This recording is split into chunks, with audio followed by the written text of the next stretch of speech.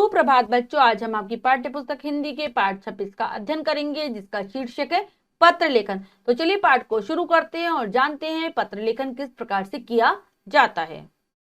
पाठ 26, पत्र लेखन। पत्र लेखन हिंदी साहित्य की प्रमुख विधा है। पत्र लिखते समय लेखक अपने विचार स्पष्ट रूप से व्यक्त करता है।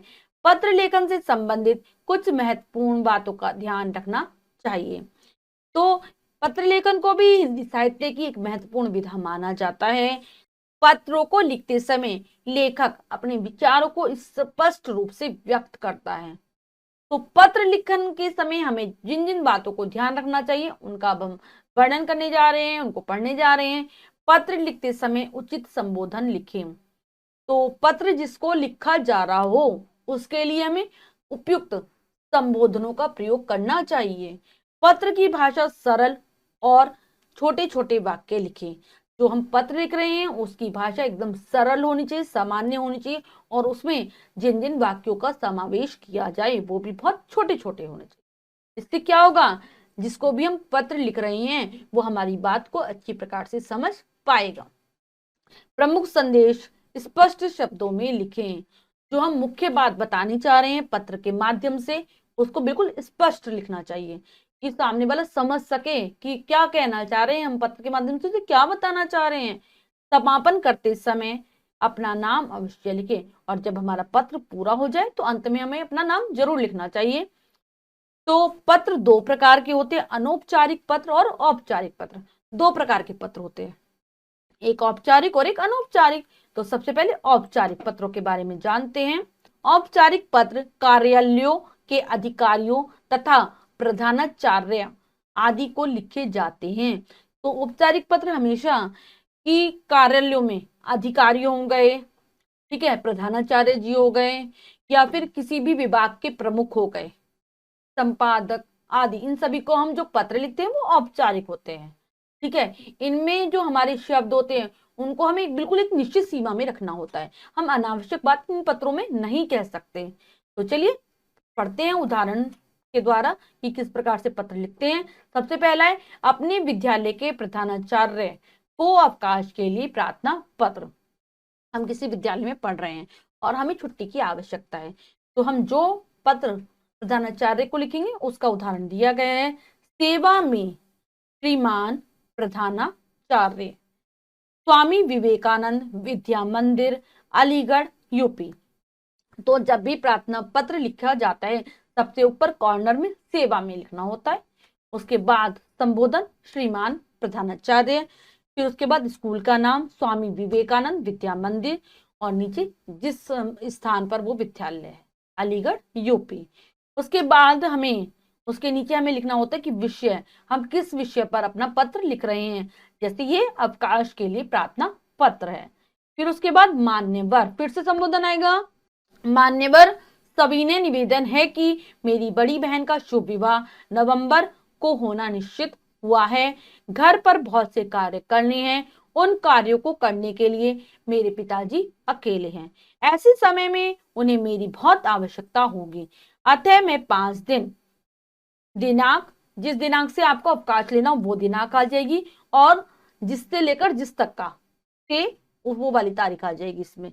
जैसे कि आप अगर ले रहे हैं 13 पहले महीने, और फिर सन आ जाएगा 2024 से, और उस पर आपको कितने दिन की चाहिए, मान लो आपको 4 दिन की चाहिए, तो 17 तक आपको चाहिए, तो 17/1/2024 ऐसे डालेंगे। विद्यालय आने में असमर्थ हूँ, कृपया मेरी स्थिति को ध्यान में रखकर मुझे, यहाँ पर ये 5 दिन का ले रहे हैं, तो जैसे 5 दिन होगा तो 5 दिन काउंट कर लेंगे, 13 से 5 तक 18 तक लेना है। 5 दिन का अवकाश प्रदान करें, मैं आपका बहुत आभारी रहूंगा। उसके बाद सधन्यवाद, ठीक है, हमेशा पत्र को जो अंत करते हैं उसमें सधन्यवाद, धन्यवाद आदि शब्दों को हम लिखते हैं। आपका आज्ञाकारी शिष्य, ये डाला जाता है उसके बाद, और अगर लड़की होगी तो शिष्या, फिर अपना नाम आ जाएगा अनिल सक्सेना, फिर आपकी कक्षा आ जाएगी, और अंत में दिनांक आ जाएगी। तो ये है किसी भी प्रार्थना पत्र को लिखने का एक तरीका कि किस प्रकार से प्रार्थना पत्र लिखे जाते हैं। अब है अगला, एक और प्रार्थना पत्र है, अपने विद्यालय की प्रधानाचार्या को छात्रवृत्ति के लिए प्रार्थना पत्र। हम विद्यालय की प्रधानाचार्य जी से प्रार्थना कर रहे हैं कि हमें छात्रवृत्ति यानी कि पढ़ाई के लिए कुछ सहायता प्रदान की जाए। ठीक है, स्कॉलरशिप। तो चलिए अब हम इसके बारे में जानते हैं किस प्रकार से लिखा गया है। ये सेवा में जो सबसे हमें ऊपर कॉर्नर में लिखना होता है, प्रधानाचार्य महोदया। संबोधन, ग्रीनफील्ड पब्लिक स्कूल, स्कूल का नाम, दिलशाद गार्डन दिल्ली, जिस स्थान पर स्कूल है। उसके बाद विषय, छात्रवृत्ति प्रदान करने के लिए प्रार्थना पत्र। विषय में आ जाएगा, जिस विषय पर हम प्रार्थना पत्र लिख रहे हैं वो विषय आ जाएगा। महोदया फिर से संबोधन, सभी ने, जो बीच वाला जो नीचे वाला जो अनुच्छेद होता है, जहां पर हम दोबारा संबोधन के बाद जो शुरू करते हैं उसके अंतर्गत ही हमें अपनी पूरी बात कहनी होती है। सभी ने निवेदन है कि मैं आपके विद्यालय में कक्षा 7A की छात्रा हूं। पिछले वर्ष मेरे पिताजी का एक रेल दुर्घटना में देहांत हो गया। मेरी माताजी की आय मात्र 15,000 रुपए मासिक है। मेरे 2 भाई बहन हैं, वह भी इसी विद्यालय में पढ़ रहे हैं, इसीलिए पूरे परिवार का गुजारा मुश्किल से होता है। अतः मुझे छात्रवृत्ति की आवश्यकता है। मुझे पता चला है कि हमारा विद्यालय आर्थिक रूप से कमजोर और प्रतिभाशाली छात्रों को छात्रवृत्ति प्रदान करता है। मैं अपनी कक्षा में हमेशा पहले स्थान पर रही हूँ। इसके साथ साथ प्रतियोगी परीक्षाओं में भी प्रथम आती रही हूँ। अतः आपसे अनुरोध है कि मुझे विद्यालय की ओर से प्रतिमास छात्रवृत्ति प्रदान कर अनुग्रहित करें। तो धन्यवाद। तो देखा हमने कि किस प्रकार से इस पूरे अनुच्छेद में हमने अपनी बात कही, जो हम कहना चाह रहे प्रधानाचार्य जी से, और फिर अंत में लिखा जाता है अतः आपसे अनुरोध है, ठीक है, कि मुझे विद्यालय की ओर से प्रतिमास छात्रवृत्ति प्रदान कर अनुग्रहित करें। ये भी लिख सकते हैं अतः आपकी कृपा होगी, ऐसे करके। ठीक है, फिर सधन्यवाद आ जाएगा। आपकी आज्ञाकारिणी शिष्या, आज्ञाकारिणी वहां पर आज्ञाकारी था, अगर गर्ल्स के लिए तो आज्ञाकारिणी लड़कियों के लिए। कंचन यादव नाम आ जाएगा, कक्षा आ जाएगी कक्षा 7A, और फिर नीचे दिनांक आ जाएगा। ठीक है, अब हम पढ़ते हैं अनौपचारिक पत्र। ये पत्र अपने मित्रों, परिचितों एवं सगे संबंधियों के लिए लिखे जाते हैं। नीचे दिए गए पत्रों का ध्यानपूर्वक अध्ययन कीजिए। तो जो अनौपचारिक पत्र होते हैं ये हम अपने मित्रों को, रिश्तेदारों को लिखते हैं, जिनको भी हम जो भी हमारी जान पहचान वाले उन लोगों को लिखते हैं। तो पढ़ते हैं इनके उदाहरण। अपने अनुज को पत्र लिखकर दैनिक व्यायाम करने का महत्व समझाइए। अनुज यानी कि छोटे भाई को पत्र लिखकर बताना है कि हमें रोजाना क्यों व्यायाम करनी चाहिए, रोजाना क्यों एक्सरसाइज करनी चाहिए। तो चलिए शुरू करते हैं। 35 चोपड़ा छात्रावास, शांति निकेतन, हरिद्वार, 18 जुलाई। तो यहाँ पर ऊपर वो वाला पता आ जाएगा जहां पर पत्र को भेजा जा रहा है। ठीक है, अपने भाई को वो पत्र लिख रहा है तो भाई का पता आ जाएगा। फिर आ जाएगा प्रिय जय संबोधन, सप्रेम स्नेहाशीष। आशा है तुम स्वस्थ और प्रसन्न होंगे। तुम्हारी पढ़ाई ठीक चल रही होगी। मुझे तुम्हारी पढ़ाई की कभी चिंता नहीं होती। तुम पढ़ाकू हो, हमेशा किताबों में उलझे रहते हो। मुझे कभी कभी तुम्हारे स्वास्थ्य की चिंता जरूर हो जाती है।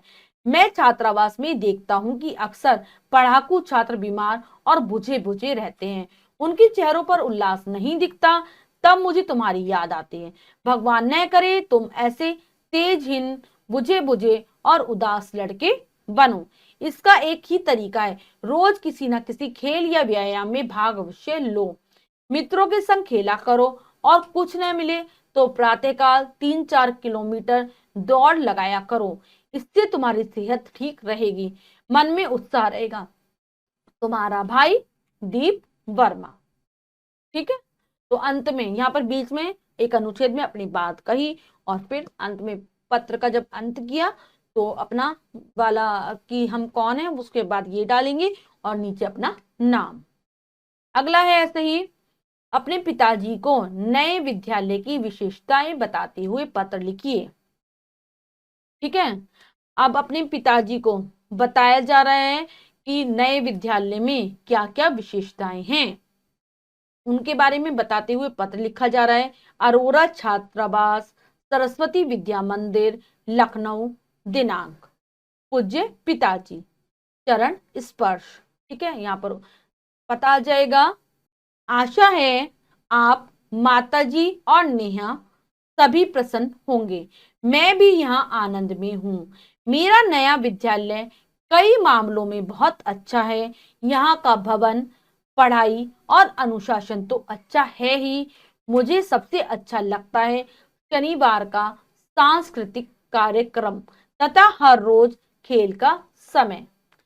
पिताजी शनिवार को 7वीं कक्षा के सभी बच्चे एक बड़े हॉल में इकट्ठे होते हैं। वहां बारी बारी से सबको कुछ सुनाने या नृत्य करने के लिए कहा जाता है। उसमें बहुत आनंद आता है। हम सबको कुछ करने का अवसर मिलता है।